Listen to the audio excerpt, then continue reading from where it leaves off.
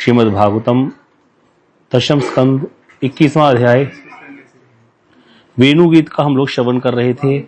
कल श्री वृंदावन दास ठाकुर जी की तिथि थी, इसीलिए उस विषय में ही चर्चा हुई।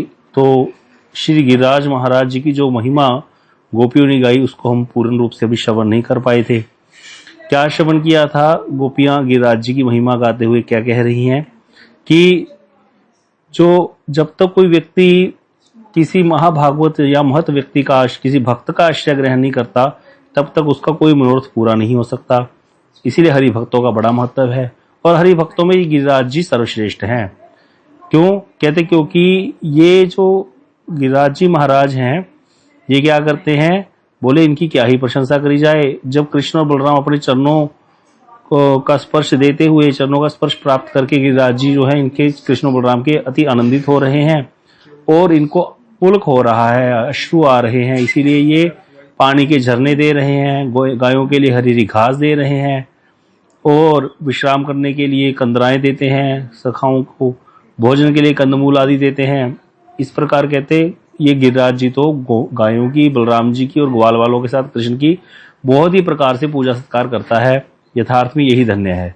ये तो एक साधारण अर्थ हमने श्रवण किया था। अब इसकी भाव प्रकाश का वृत्ति में हमने सुना था उस दिन, थोड़ा सा संक्षेप में सुन लेते हैं पहले कि गोपियां जो हैं गिरिराज जी को हंताय मदरी रबला हरिदास वर्य कह करके पुकारती हैं।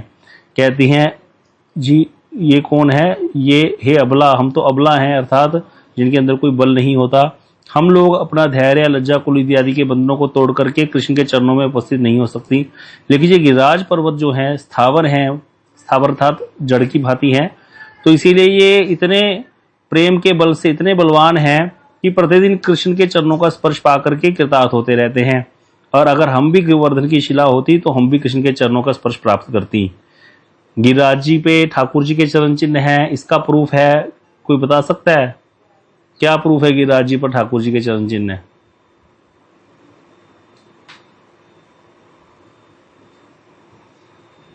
है? किसी को पता कुछ?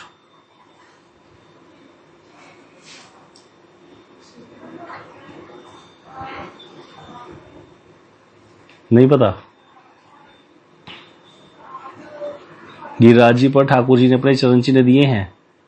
किसको दिए थे?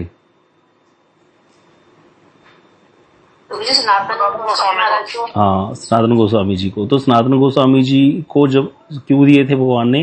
क्योंकि सनातन गोस्वामी जी परिक्रमा किए जा रहे थे, तो वो वृद्ध हो गए थे, गिर जाते थे। तो भगवान कृष्ण बोले कि आप परिक्रमा मत किया करो। बोले मैं तो करूंगा जब तक जीवित रहूंगा।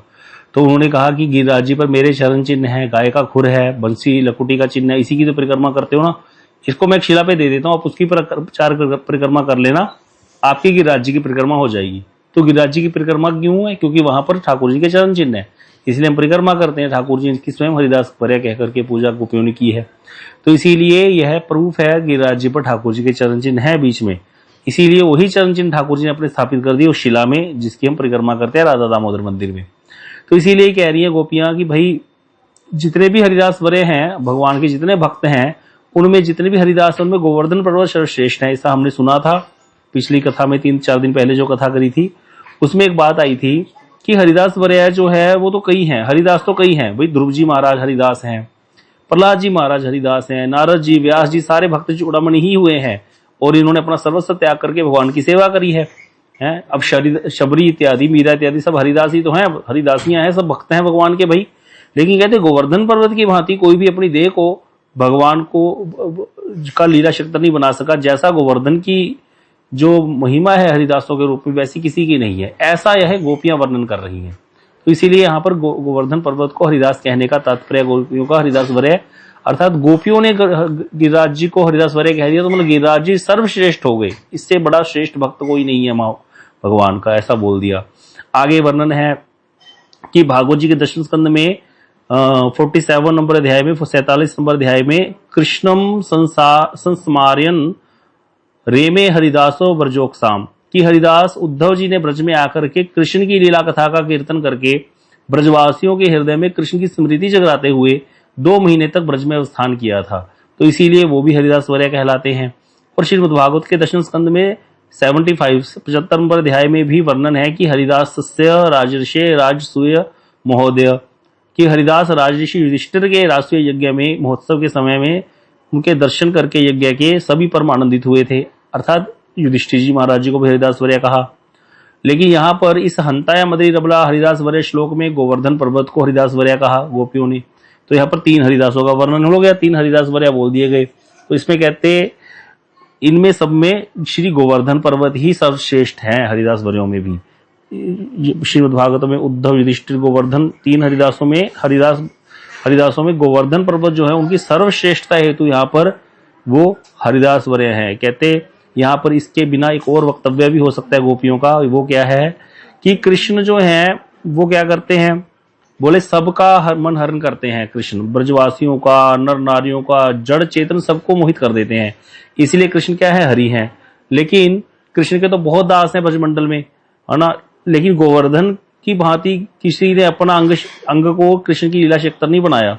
गोवर्धन पर्वत ने तो अपने अंग को कृष्ण की लीला क्षेत्र बना दिया है। इसीलिए कहते ऐसा कोई नहीं कर सकता। इसीलिए गोवर्धन पर्वत भक्तों में श्रेष्ठ है।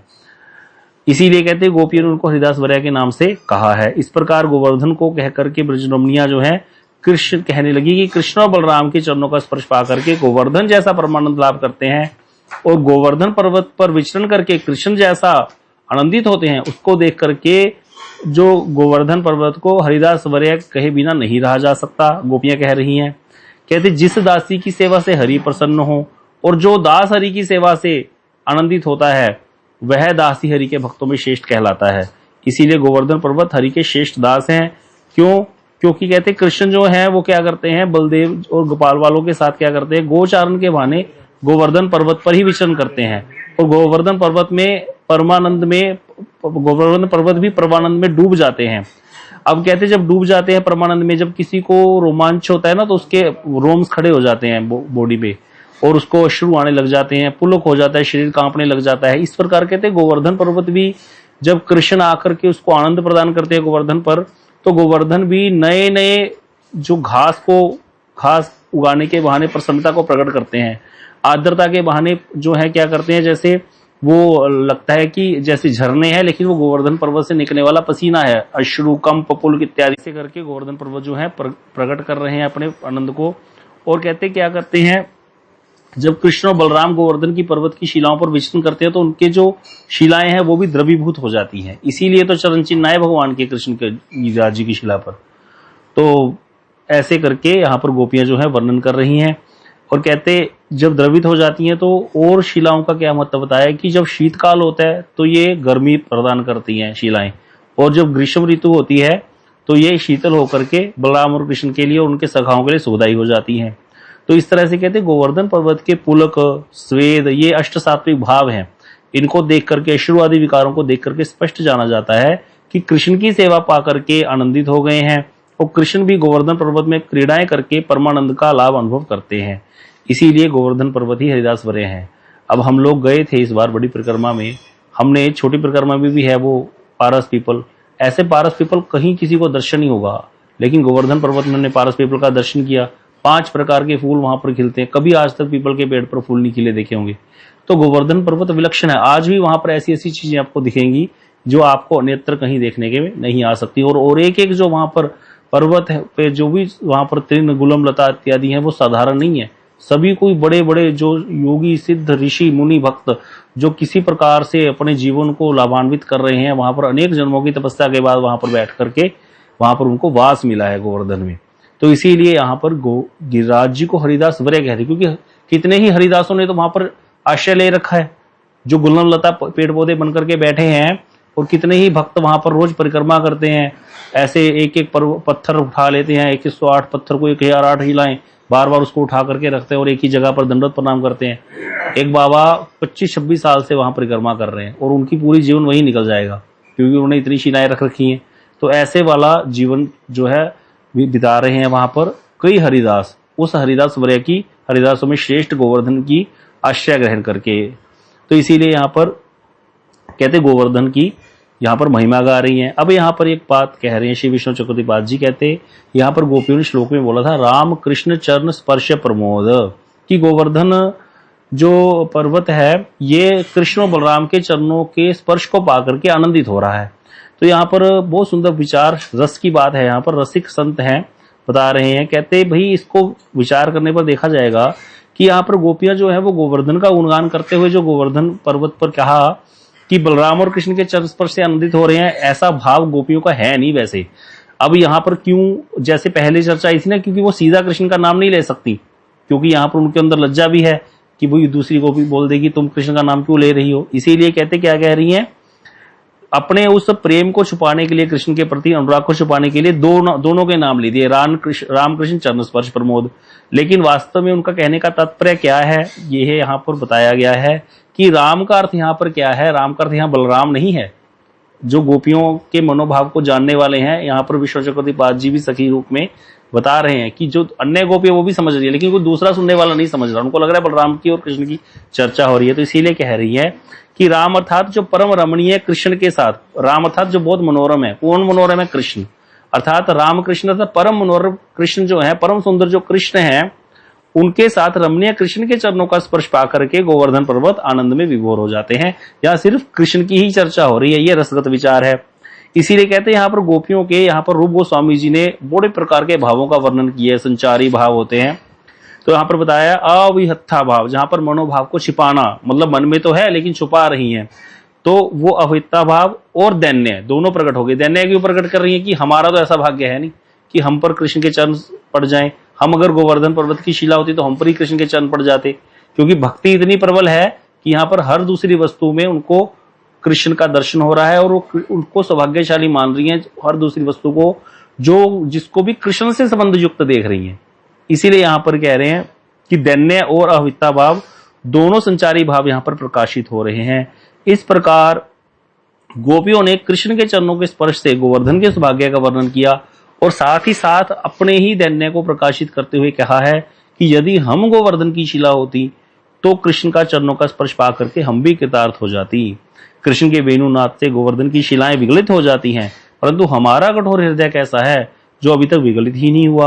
विधाता ने हमें कैसा बनाया है, हम दुर्भाग्नी हैं और प्रेमहीन बना करके हमको जन्म दे दिया है। देखो कौन कह रहा है ये बात? गोपियां, जो प्रेम की ध्वजा है, जो जिन्होंने जो बोल दिया वो वैसा हुआ हो गया। गोपियों ने गोवर्धन पर्वत को हरिदास वर्य कहा, गोवर्धन पर्वत हरिदास वर्य हो गए।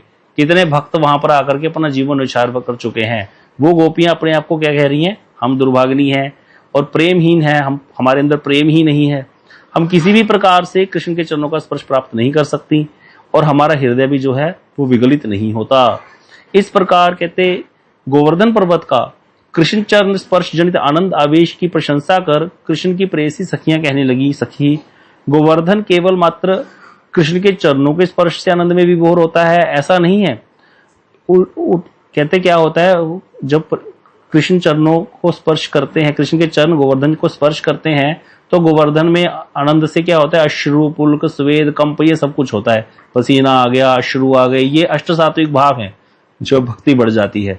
पसीना आ गया, स्वेद मतलब पसीना आना, पुलक हो जाना, रोंगटे खड़े हो जाना, और कंप हो जाना, शरीर कांप जाना, रोमांच, अश्रु गिरना, ये सब अष्ट सात्विक भाव। बोले इतना ही नहीं होता, सिर्फ यही नहीं होता, बल्कि कृष्ण जब बलदेव जी और सखाओं के साथ आते हैं, असंख्य गायों को लेकर के गोवर्धन की तलहटी पर आते हैं, तो गोवर्धन क्या करते हैं? बहुत प्रकार से उनकी पूजा करने के लिए प्रस्तुत हो जाते हैं। कैसे करते हैं? कहते हैं उनकी पूजा यथोचित सत्कार भी करते हैं। अब हमने देखा, इस बार हम जब 4 दिन रहे थे गिरिराज जी में, कितने सुंदर सुंदर वहां पर अभी तो कुंड बन गए हैं। जो हम गए थे वहां एक जगह श्याम डाक, वहां पर कितना बड़ा सरोवर है, और वहां पर वो जो सखाओं के साथ अष्ट सखा बैठ करके भोजन कर रहे थे, कितना ही सुंदर स्थान वो बनाया गया है। और तो वहां पर हमने स्वयं देखा है, किसी ने शायद नहीं दर्शन किया होगा, वो शिला देखी थी ना जहां पर ठाकुर जी अपने मक्खन के हाथ लगाए थे, तो वो शिला पर ठाकुर जी की उंगलियों के चिन्ह थे, कई लोगों ने दर्शन किए होंगे। तो वो सारे स्थान आज भी हैं। तो इसीलिए कहते गोवर्धन पर्वत सिर्फ ये नहीं कि अश्रु अर्थात जल के झरने देते हैं या उनको अश्रु पुल कंप इत्यादि ही होता है, बहुत प्रकार से पूजा के उपकरणों के द्वारा सत्कार करते हैं। यहाँ बहुत अच्छी बात बता रहे हैं गुरुवर्ग, कहते भाई जो व्यक्ति तन मन वचन से, धन से, प्राण दे करके, सारा कुछ दे करके कृष्ण सेवा में लग जाता है, कृष्ण के भक्तों की सेवा में लग जाता है, वही यथार्थ कृष्णदास है। जो आलस्य करे या कृपणता पूर्वक 4 पैसे यहाँ से बचा लो वहां से बचा लो, ऐसा कहते हुए कहते देह को बचा ले, धन आदि की कृष्ण की सेवा में अर्पित नहीं करता अपने आप को, वह दुर्भागा है। जिस कहते गोवर्धन पर्वत का व्यवहार देखो, उसका व्यवहार देखने से स्पष्ट हो जाता है कि इसने क्या किया, इसने कृष्ण की सेवा के लिए अपना देह गेह सब कुछ क्या किया, अर्पित कर दिया भगवान को। कहते जब कृष्ण के कैसे किया, जब कृष्ण आते हैं यहाँ बलदेव जी के साथ, ग्वाल बालों के साथ, गोचारण के बहाने, तो फिर क्या होता है, परमानंद में विभोर हो जाते हैं गोवर्धन पर्वत। तो पहले तो कहते क्या करते हैं, जैसे हमारे घर में कोई आया तो पहले हम पानी देते हैं पीने को, तो इसीलिए कहते पहले तो शीतल जल के झरने प्रस्तुत करते हैं, फिर कोमल पुष्टिवर्धक घास को जो है गायों के लिए देते हैं, तृप्त कर देते हैं गायों को, गायें भी तृप्त हो जाती हैं।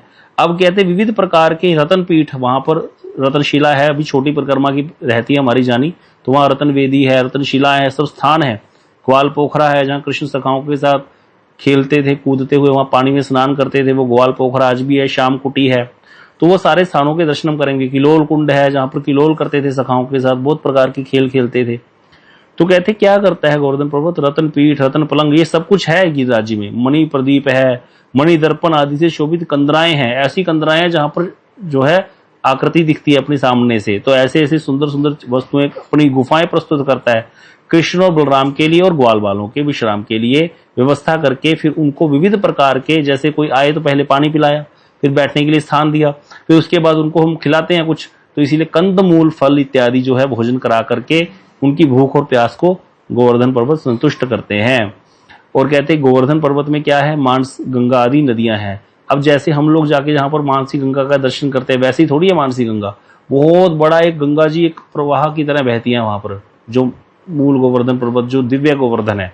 तो वहां पर जिसके हमें दर्शन नहीं होते, तो वहां पर कहते हैं वो मानसी गंगा का बड़ा जल परम स्वच्छ है, मधुर और सुशीतल है। और गोवर्धन पर्वत बहुत प्रकार के फल फूल से भरे हुए वृक्षों को प्रस्तुत करता है, असंख्य वृक्ष लताएं हैं जो हर समय ही कृष्ण की सेवा के लिए प्रस्तुत रहते हैं। और कहते हैं वहां जो सुगंध आती है ना, वो गाय जो घास से इतनी सुंदर सुंदर सुगंध आती है, वो गायों के लिए बड़ी रोचक है, गायों को बड़े मुख को अच्छी लगती है। क्यों भाई, देखो गिरिराज जी को छोड़ करके वृंदावन की अगर बात करें, कामा चले जाओ, आदि बद्री चले जाओ, सब जगह पृथ्वी देवी अपने आप को प्रस्तुत करती है भगवान के लिए, भक्तों के लिए।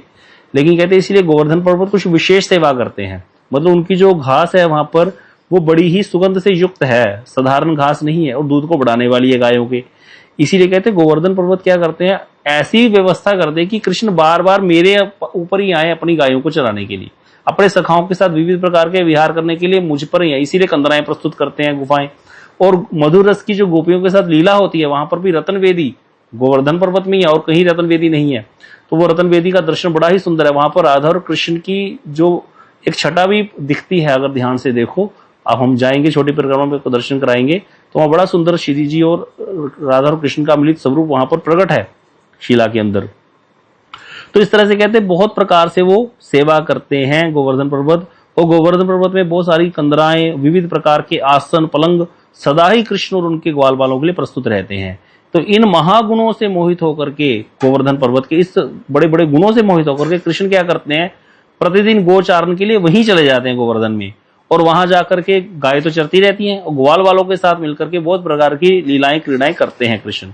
अतः ब्रज रमणियों ने गोवर्धन पर्वत के जो कृष्ण उपयोगी गुणों की प्रशंसा करके उनको हरिदास वर्या बोल दिया, और गोवर्धन पर्वत हरिदास वर्या हैं। अब यहाँ पर बताया कि इस जो श्लोक की बात करें, हंताया मदरी रबला, ये जो श्लोक है ये राधा जी ने बोला था, यह श्लोक राधा जी ने बोला था। यह बात जो है स्वयं श्री रघुनाथ दास गोस्वामी जी ने बोली है। रघुनाथ दास गोस्वामी जी ने गोवर्धन प्रार्थना दशकम लिखा है, 10 श्लोकों में गोवर्धन जी की प्रार्थना की है। गोवर्धन वास जिसको करना है तो उसको वो 10 श्लोक बोलने चाहिए। हम लोग गाते हैं उस श्लोकों को रोज मठ में। तो उसमें एक श्लोक है, गिरि नृप हरिदास श्रेणी वरेति नामा मृतम इदम उदितम श्री राधिका वक्तर चंद्रात ब्रजन तिलकत्ते क्लिप्त वैधि स्फुटम में निज निकट निवासम देही गोवर्धन तुम। हे गोवर्धन पर्वत, आप मुझे अपने निकट वास प्रदान करो। बोले क्यों? बोले आपको क्या बोला, गिरि नृप हरिदास श्रेणी वरेति नामा, राधा जी ने आपको ये उपाधि दी है हरिदास वरय की।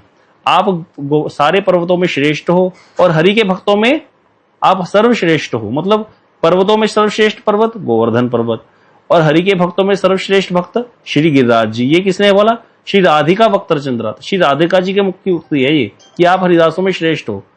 ब्रजजन तिलकत्व, कहते ब्रजजन के जितने भी ब्रजजन उनके तिलक स्वरूप आप हो गिरिराज जी, ऐसा राधा जी की उक्ति है। तो इसीलिए रघुनाथ दास स्वामी जी के मत से श्लोक किसने बोला? राधा जी ने बोला। लेकिन सनातन गोस्वामी पाद जी ने बृहद भागवतम ग्रंथ लिखा है, उस ग्रंथ में सनातन गोस्वामी जी पाद जी कहते हैं गोवर्धनो जयति शैल कुलाधिराजो जो गोपिका भी रुदितो हरिदास वर्य, कि मैं उन गोवर्धन शैल कुलाधिराज गोवर्धन की जय बोलता हूं, उनकी जय हो। उनसे कौन से गोवर्धन की जय हो? जिनको गोपियों ने हरिदास वर्य बोला। अब सनातन गोस्वामी जी के मत के अनुसार ये श्लोक ने बोला, गोपियों ने बोला। रघुनाथ दास गोस्वामी और अन्य अन्य जगह क्या वर्णन आता है कि ये श्लोक किसने बोला? राधा जी ने बोला। तो इसीलिए यहां पर आ रहा है कि सनातन गोस्वामी जी के अनुसार गोपियों ने कहा और रघुनाथ दास स्वामी जी के अनुसार यह श्लोक राधा जी के मुख से निकला है। तो कहते देखने में तो लगता है मत में विरोध हो गया, लेकिन कोई विरोध नहीं है। क्यों? क्योंकि राधा जी भी गोपी ही हैं। राधा भी जी तो गोपी है ना ब्रज की। तो इसीलिए जो सनातन गोस्वामी पाद जी ने कहा ना गोपियों ने कहा था, तो राधा जी का भी बीच में समाहित है नाम। इसीलिए राधिका आदि गोपियों ने एवं सनातन गोस्वामी जी आदि आचार्यों ने भी जो कहा कि गिरिराज जी क्या है, हरिदास वर्य के रूप में गुणगान किया गया है। तो इसमें कोई मतभेद नहीं है, ऐसा भी हमको पता होना चाहिए कि ये श्लोक किसने बोला। ये राधा जी ने बोला श्लोक, क्योंकि रघुनाथ दास स्वामी जी का जो गोवर्धन वास प्रार्थना दशकम है उसमें पूरी लाइन ही है, ये पूरा एक श्लोक है। उसमें गिरि नृप हरिदास श्रेणी वरेति नामा, गिरिदास गिरि नृप अर्थात नृप होता है राजा, गिरि होता है पर्वत, पर्वतों के नृप हैं आप, पर्वतों के राजा हैं गिरिराज जी। हरिदास श्रेणी वरेति नामा, हरिदास श्रेणी जितने हरिभक्तों की श्रेणी है, मतलब हरिभक्तों की श्रेणी मतलब जितने भी हरिभक्त हुए आज तक, भगवान के जितने भक्त हुए, ध्रुव प्रहलाद नारद जितने भक्त हुए, उस श्रेणी में वरेति नामा, वरे होता है श्रेष्ठ, आप उनमें श्रेष्ठ हैं। श्री राधिका वक्त्र चंद्रा, राधा जी के मुख की उक्ति है जी। तो इसीलिए कहते आप क्या हो? हरिदास वर्य हो। ब्रजजन तिलकत्वे क्लिप्त वैधि स्फुटम में निज निकट निवासम देहि गोवर्धन त्वम। तो इसीलिए राधा जी ने कहा और हरि भक्ति विलास में भी कहा श्री कृष्ण दास वर्यो एवं श्री गोवर्धन भूधरम, बोल दिया गया हरिदास वर्य के रूप में गिरिराज गोवर्धन की पूजा विधि देखी जाती है। तो इसीलिए हम लोग गिरिराज जी की पूजा कैसे करेंगे? उनको गिरिराज जी मतलब कृष्ण मान करके नहीं, हरिदास वर्य, हरि के भक्तों में श्रेष्ठ, इस प्रकार से। लेकिन अभिषेक भी करते हैं भाई, भक्तों का तो अभिषेक देखा जाए जनरली होता नहीं। अभिषेक क्यों करते हैं? क्योंकि कृष्ण ने स्वयं भगवान कृष्ण ने इसका स्वयं गिरिराज जी का अभिषेक किया राधा जी के साथ सबसे पहला, इसीलिए अभिषेक भी करते हैं। लेकिन उपासना किस भाव से करेंगे? जिस भाव से गोपियों ने की है, हरिदास वर्या बोल करके। तो ये बहुत इंपॉर्टेंट है, ऐसा हमें कहीं और सुनने को नहीं मिल सकता। ये सिर्फ हमारे गौड़ीय आचार्यों का ही मत है, इतने अच्छे से उसको निकाल करके हमें प्रस्तुत किया जो चीज को, कि भाई हरिदास वर्या तो गोवर्धन जी को गोपियों ने बोला ना, इसीलिए गोवर्धन की पूजा जो होगी वो हरिदास वर्या के रूप में ही होगी। इस प्रकार कहते गोपियां जो हैं ब्रज गोपियां कृष्ण अनुराग में जो रंजित हैं, गोवर्धन पर्वत के साथ कृष्ण की विविध संबंध देख करके हरिदास वर्या के रूप में उनकी भाग्य की प्रशंसा करने लगी और दीनतावश कहने लगी कि हम लोग तो ब्रज में वास करके भी कृष्ण की सेवा नहीं कर सकी, इसलिए हमारा जीवन तो व्यर्थ ही चला गया। अब ये जो लास्ट श्लोक अब आ गया 21 नंबर श्लोक, ये श्लोक ज्यादा वो नहीं है इसमें व्याख्या इसकी, तो इसलिए हम इसको सुन लेते हैं। इसमें लास्ट में गोपियां कह रही है सखी हो, ये सारे श्लोकों का सार मान सकते हो कि हुआ क्या था अब तक। देखो हमने क्या सुना, बछड़े जो है दूध पीना बंद कर दिया, गायों ने दूध निकालना बंद कर दिया, घास चरना बंद कर दिया, जब कृष्ण ने बंसी बजाई पेड़ों से गोंद निकलने लग गया, नदियां रुक गई, नदियों की गति रुक गई। यही सारे श्लोक हमने श्रवण किए। कुलिंद कन्याओं ने उनको कुमकुम को लगा करके अपने शरीर पर मलना शुरू कर दिया। तो ऐसा हमने सारे श्लोकों में सुना पिछले।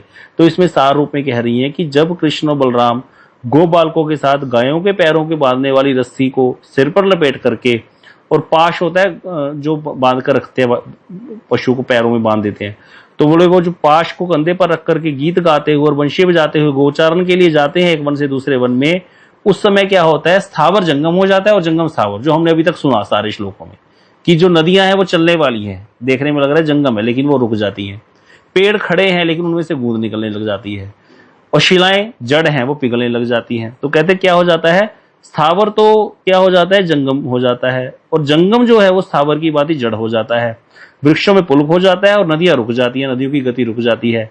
गाय बछड़े हैं वो घास चरना बंद कर देते हैं, दूध पीना बंद कर देते हैं। तो यह बड़े ही आश्चर्य की बात है। ऐसा कहते हुए गोपियों ने गिरिराज जी की महिमा का वर्णन और श्री कृष्ण के वेणु गीत का वर्णन किया है। थोड़ा बहुत रह गया है इसमें करना व्याख्या, इसको हम कल थोड़ा सा श्रवण कर लेंगे। वैसे ये ऑलमोस्ट हो गया है हमारा 21वां अध्याय, जिसमें वेणु गीत का वर्णन हुआ। भागवत जी में 5 गीत हैं, जो 5 प्राण बोले जाते हैं भागवत जी के, उसमें से एक गीत का हमने श्रवण किया, वेणु गीत। अभी तो गोपी गीत आएगा, भ्रमर गीत आएगा, और भी गीत हैं। तो लेकिन इसमें जो मुख्य है, हमने गोपी गीत का ही ज्यादा चर्चा होती है, लेकिन ये वेणु गीत हमने अच्छे से श्रवण किया श्री विश्वनाथ चक्रवर्ती पाद जी की टीका के सहित। अभी वैसे तो समय हो गया है, थोड़ा सा रह गया, इसको भी खत्म करते हैं। अगर किसी का कोई प्रश्न है तो पूछ सकते हैं, क्योंकि हम आगे इसको और नहीं करेंगे। कल हम 22वां अध्याय कल स्टार्ट करेंगे।